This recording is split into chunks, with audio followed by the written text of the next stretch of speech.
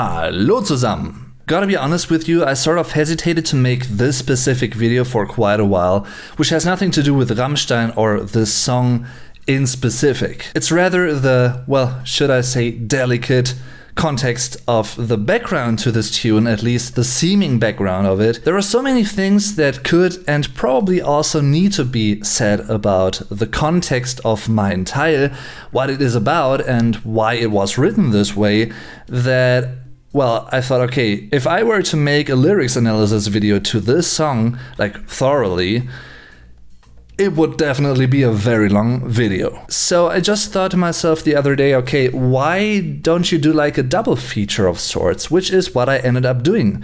Because I actually filmed another video which is directly related to this one, which is pretty much the background to this video. So this sort of is part 2, and the other video I'm mentioning right now is part 1, the whole background story of Mein Teil and the lyrical context. So my suggestion would be, if you don't know anything about the background of Mein Teil, it's better to watch that other video first. You can find a link to it in the video description, because in this video the focus lies on the lyrics to Mein Teil by Rammstein and what makes them interesting and special, of course. So let's dive into them and let's check out what Till Lindemann had in mind, probably when he wrote these lines.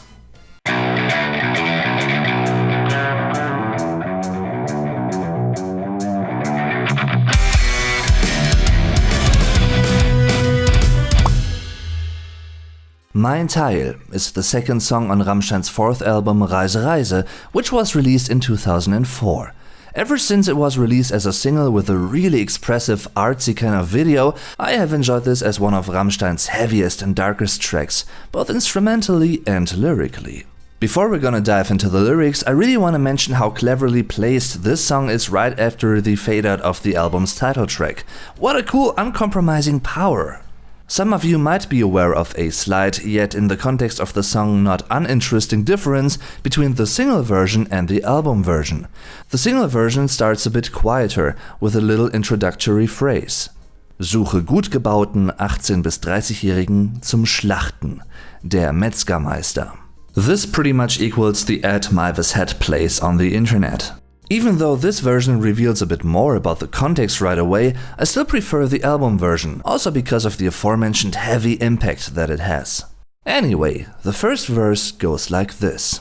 Heute treffe ich einen Herrn, der hat mich zum Fressen gern. Weiche Teile und auch harte stehen auf der Speisekarte. Again, for the sake of closely transferring the actual German words to English, I chose a rather literal translation.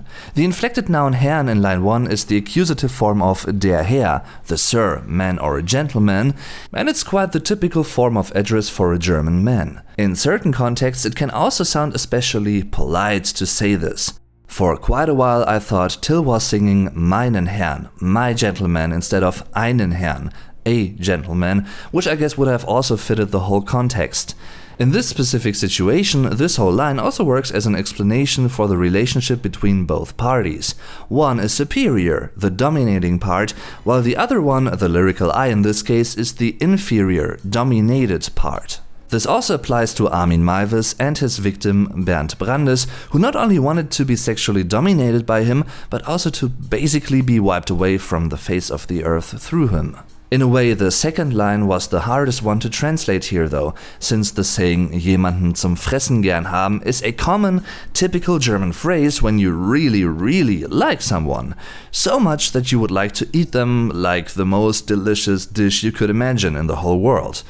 Unfortunately and morbidly so, this usually extremely positive phrase was also practiced by Armin Maivis in the literal sense of the word. Yet in a really, you know. So, yeah. All this, of course, makes this line highly ambiguous, and it's once again a prime example for how Till Lindemann likes and knows how to play with semantics and otherwise established expressions. All 4 lines tell us that the lyrical I isn't Armin Maivis though, but the self-imposed victim, Bernd Brandes, or a partially fictitious version of him at least. You will see what I mean by that in a moment. The last line also reveals one part of Brandes' fantasies, to eat his own penis and later to be eaten alive. This was one of actually just a few fantasies that both parties really shared in this whole situation. The pre-chorus line arguably is one, if not the most memorable part of all lyrics here. Denn du bist, was du isst. Und ihr wisst, was es ist. The personal pronoun du in the first line is a singular term, while the ihr in line 2 addresses multiple people. In this case, an undefined group who, even though they aren't described any further, all know what it is. Since both terms would get translated to you in English, and the context wouldn't explicitly or clearly give away if it's singular or plural in line 2, I don't think, I've added the all to underline the plural aspect there. The first line not only rhymes and basically explains the whole crime in a nutshell, Germans also remember it as a slogan of the company Wasa, which produces crisp bread. Their slightly shorter slogan is Du bist, was du isst. You are what you eat. And what is it? Es ist mein Teil. Nein! Mein Teil. Nein! Da, das ist mein Teil. Nein! Mein Teil. Nein! The chorus tells us that the pre-chorus was Brandes, aka the lyrical I, addressing Maivis. The possessive pronoun mein, my, in combination with the word Teil, creates another ambiguous context. Mein Teil can either be my part, a part of my flesh, a body part, even my share in a way, or mein Teil as in my thing, which would then clearly refer to Brandes' penis, which was the starting point of dismembering him while he was still alive and could witness everything. To me, the no can also be understood in multiple ways when you compare the lyrics to the crime. Brandes was heavily dissatisfied that he could neither eat the raw flesh of his penis because of the texture, and neither the fried half since it was burnt, so the no could be an expression of miserableness. Or it could also be a potential reply by Maivis, who didn't particularly enjoy the intensity and harm he needed to do to Brandes, since this was his big wish next to disappearing completely. Verse 2 goes like this. Die stumpfe Klinge, gut und recht. Ich blute stark und mir ist schlecht. Muss ich auch mit der Ohnmacht kämpfen? Ich esse weiter, unter Krämpfen. The blunt knife is a direct reference to the just mentioned situation in which Maivis tried to cut off Brandes' penis, yet it didn't work the first time. It was a pretty sharp knife, but it didn't work nonetheless. After the successful second try, Brandes lost much blood through his wound. That massive blood loss also led to falling unconscious multiple times, yet Brandes regained conscience many times as well. I think this is where a little bit of fiction comes into play though, which is what I teased a few moments ago. Brandes didn't keep eating after the fried penis was burned, he didn't force it into himself, so to speak. During the whole situation, Maivis didn't eat any parts of Brandes either. It was just after he had been slaughtered that Maivis ate about 20 kilograms of his flesh over the course of many months. What is true though is the following part, which sort of is a bridge, I guess you could say, and it's pretty interesting not only from the lyrical side of things, but also where it's placed within the song. It just appears after the second verse. Usually you can find it towards the end of a song, and it's sort of a surprising element, I think, in a way.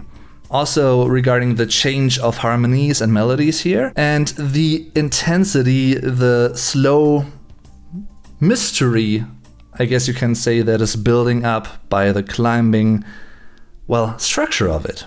Ist doch so gut gewürzt und so schön flambiert und so liebevoll auf Porzellan serviert, dazu ein guter Wein und zarter Kerzenschein. Ja, da lass ich mir Zeit, etwas Kultur muss sein.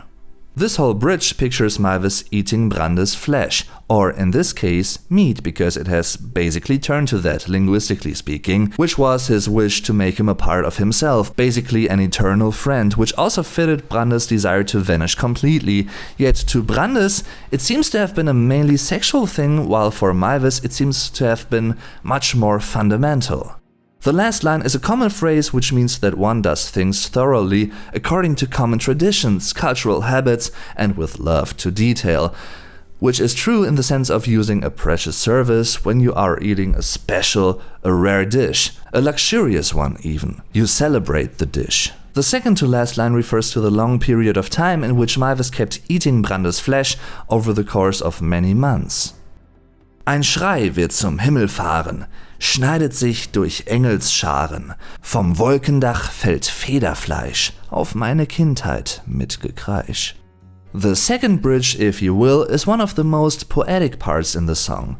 It hints at the huge time span of Meiwes' wishes and fantasies since he began having cannibalistic thoughts from his late childhood years, respectively his teenage years onwards. In combination with the religious metaphors, the term die Kindheit, the childhood, could also be understood as an innocence, a blessed, normal childhood long gone by, a time and headspace before everything went downhill.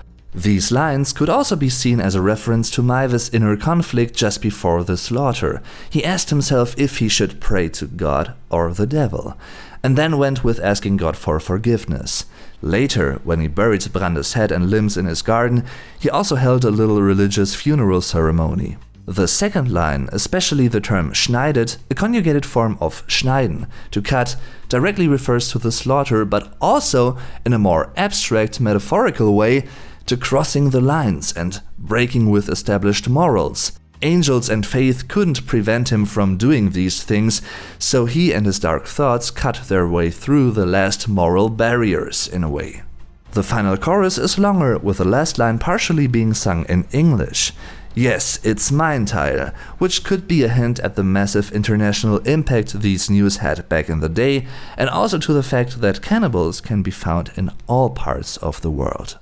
Another aspect in Mein Teil, which basically makes the song so great, to quite say it with Rick Beato's words, cheers to you Rick, great videos by the way, is the use of a choir. Because that element, along with the strings, especially on an album like Reise Reise, really adds something to all of these songs. Especially here, I think in this case it's more a sense of melancholy and mysterious feelings, mysterious atmospheres, moody atmospheres even, tensity building up. There is a hidden danger in things, especially in Mein Teil. And as you can see now, it not only has to do with the instrumental side of things, but also with the lyrics and of course the way Till verbalizes and interprets them. I hope you enjoyed both the background video to Mein Teil as well as this one, the second part so to speak, and if you did, feel free to let me know by using the usual things, you know, liking the videos, and also another thing that really helps every YouTuber, especially little channels, by sharing our videos with others that also like those topics. Rammstein, German bands, German lyrics, the German language as well. All those things that would be greatly appreciated. Thank you very much for doing that in advance. If you want to do that, that is really helpful. And of course, stay tuned for more German lyrics analysis videos regarding Rammstein, but also other German-speaking artists. So, well, be prepared, I'd say. Thanks for watching, everyone. I'm your Vlog Dave. Tschüss und bis zum nächsten Mal.